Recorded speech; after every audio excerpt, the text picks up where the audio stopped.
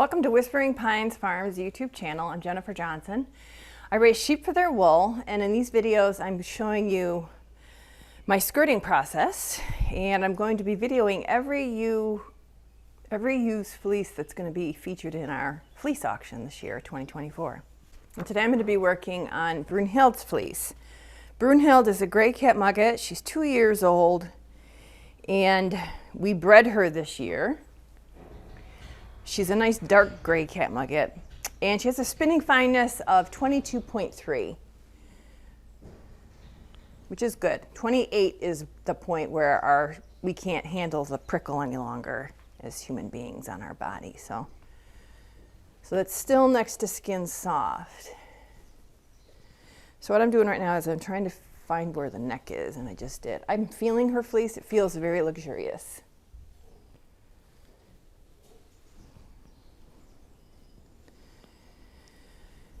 So I took the initial weight, it was 39.2 ounces,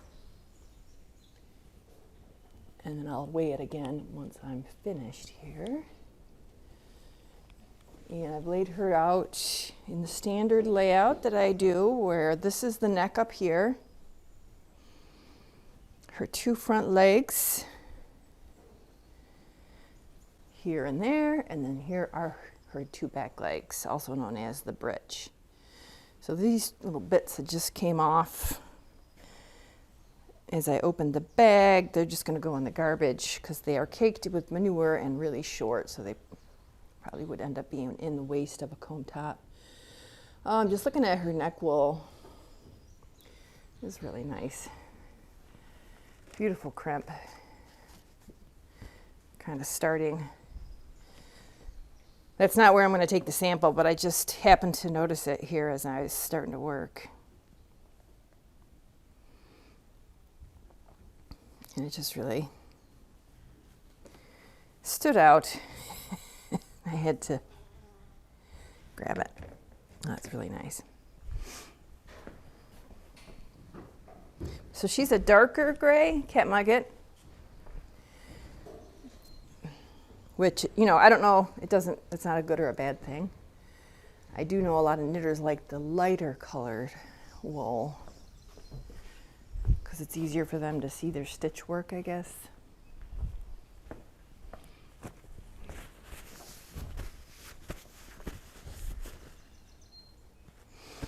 All right, so we're gonna get started here. So I'm gonna skirt off the neck first. That's the easiest part, because you can see right where the coat ends and the neck wool starts. Now Brunhilde is on the tall side, and you can always tell the taller ewes, they just don't have as much VM or vegetative matter in their neck wool. That's that. Now I'm going to go just around the perimeter. So here's her front leg. It's important to do a good job skirting when you're offering fleeces to others and expecting them to pay you, because their expectation, what is all that wool in there? I don't know. Their expectation is that they're paying for wool they can spin.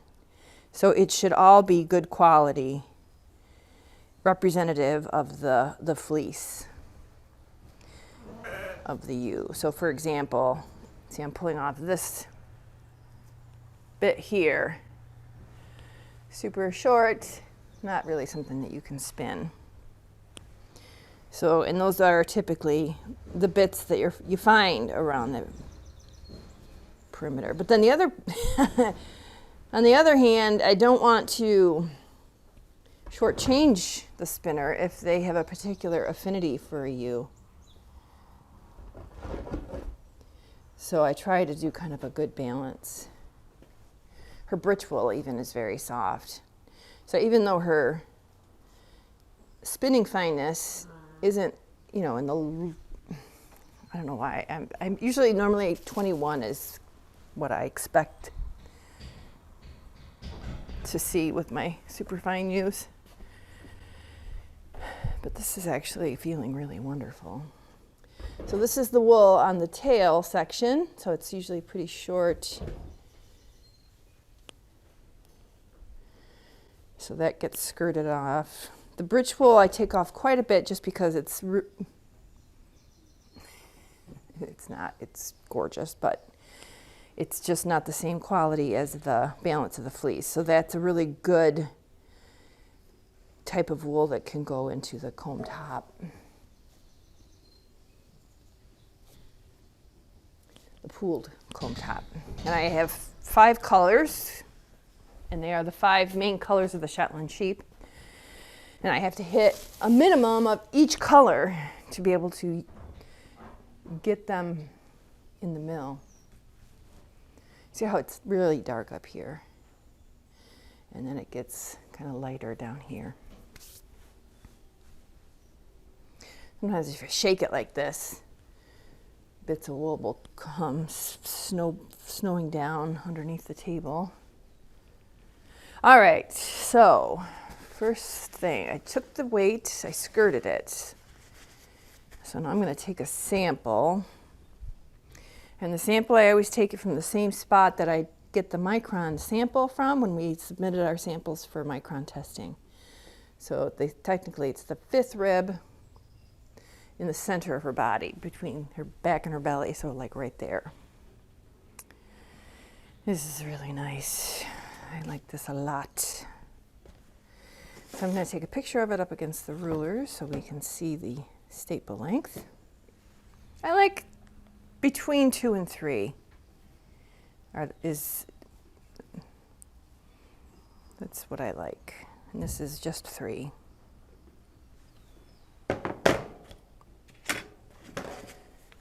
So that gets stapled to the card.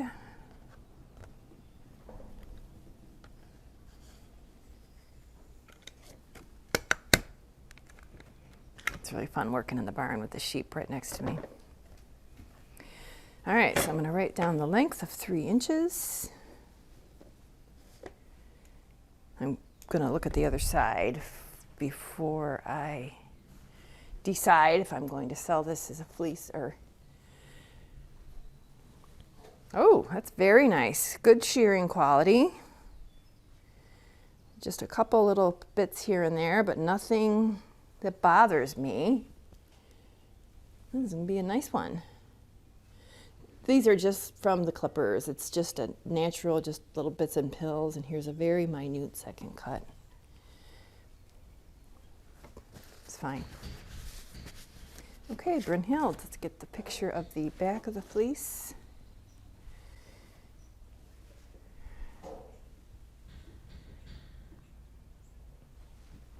And we'll take a picture of the top part of the fleece.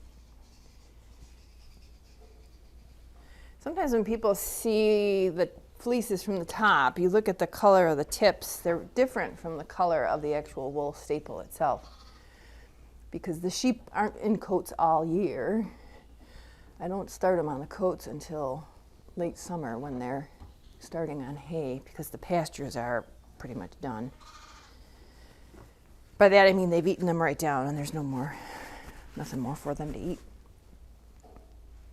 So when we put them on hay, we put the coats on right away. That's Rosalind's little guy. So the tips are going to be a different color many times than the balance of the fleece. And because I flick most of my fleeces, a lot of that goes into the waste. But when you spin it in with the rest of the fiber, if you hand process it, you really get really interesting little highlights that makes your yarn beautiful. That's really what it's all about, isn't it? All right, so now I'm going to take the picture of the lock.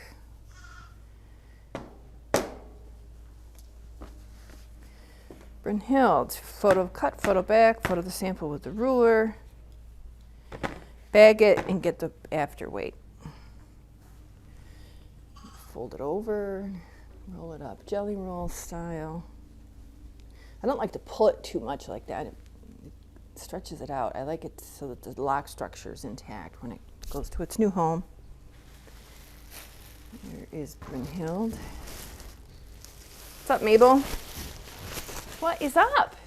And there's Mabel's little girl. Hi, baby. So cute. So let's get a weight. Okay, so the after skirting weight is 21 ounces. Okay, I'm gonna note on here, I'm gonna sell this fleece. Shearing quality, great. And then this cart goes back to the house and I put all this information in the computer so that I can calculate my yield. This is gonna be a pretty good yield. It's a little bit more than 50%. And I'll just have all the data for the auction. All right, that was Brunhilde.